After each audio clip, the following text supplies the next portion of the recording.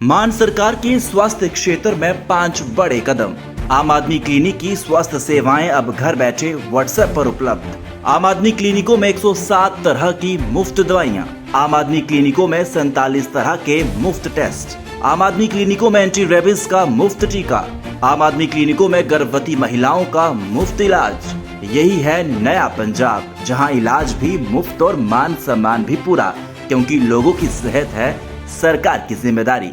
आंध्र प्रदेश के सीएम चंद्रबाबू नायडू लगातार विवादों में घिरते जा रहे हैं। वाईएसआर कांग्रेस के प्रदेश अध्यक्ष जगन मोहन रेड्डी लगातार नायडू के धोखे का धागा खोल रहे हैं। जहां नायडू अभी तिरुपति में प्रसाद मामले को लेकर मुसीबत से जूझ रहे थे, तो वहीं अब रेड्डी ने धर्म के नाम पर होने वाले एक और घोटाले की परत खोल दी है।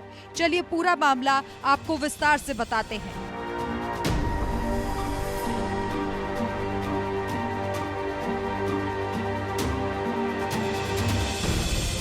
तिरुपति भगवान वेंकटेश्वर की नगरी, आस्था का केंद्र। लेकिन अब यही नगरी जमीन घोटाले की वजह से सुर्खियों में है और इस घोटाले के केंद्र में है आंध्र प्रदेश के सीएम चंद्रबाबू नायडू।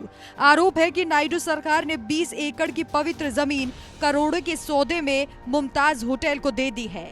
जरा सोचिए, मंदिर की जमीन, भक्तों की आस्था और करोड़ों का खेल। अब सवाल ये उठ रहा है कि क्या सत्ता के लालच में आस्था को भी बेच दिया जाएगा। मुख्यमंत्री चंद्रबाबू नायडू पर गंभीर इल्जाम है कि उन्होंने मंदिर से जुड़ी 20 एकड़ पवित्र जमीन करोड़ों रुपए में मुमताज होटल्स को बेच दी। और अब ये सवाल गूंज रहा है कि क्या सत्ता की कुर्सी बचाने और पैसे कमाने के लिए नायडू आस्था तक को बेच सकते हैं। आरोप है कि इस जमीन की असली कीमत अरबों में है, लेकिन सौदा ऐसा हुआ कि होटल कंपनी को सीधा फायदा पहुंचा।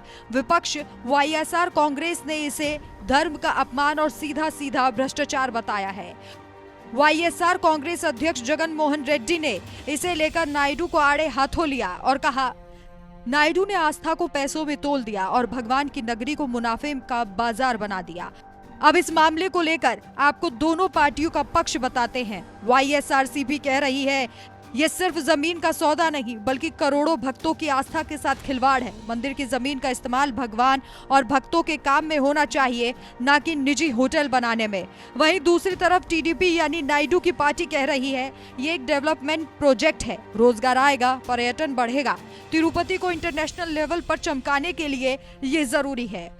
वाईएसआरसीपी नेता बी करुणाकर रेड्डी ने इस पर कहा कि इन सबका मास्टरमाइंड नायडू है और उन्होंने कहा, चंद्रबाबू नायडू जमीन की अदला बदली के नाम पर टीटीडी की कीमती संपत्ति ओबरॉय को सौंपने की साजिश के मास्टरमाइंड है। विवाद की जड़ ओबरॉय होटल्स को अलीपीरी इलाके में जमीन का आवंटन है। ये इलाका तिरुमाला मंदिर के पास है।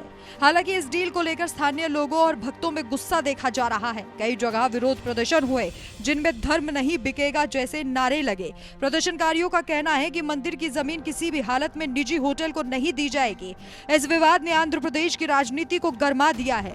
विपक्ष सरकार को कटघरे में खड़ा कर रही है और भक्त नाराजगी जता रहे हैं। अब सवाल यही है कि क्या ये फैसला सचमुच विकास की दिशा में उठाया गया कदम है या फिर आस्था की कीमत पर हुआ एक राजनीतिक सौदा।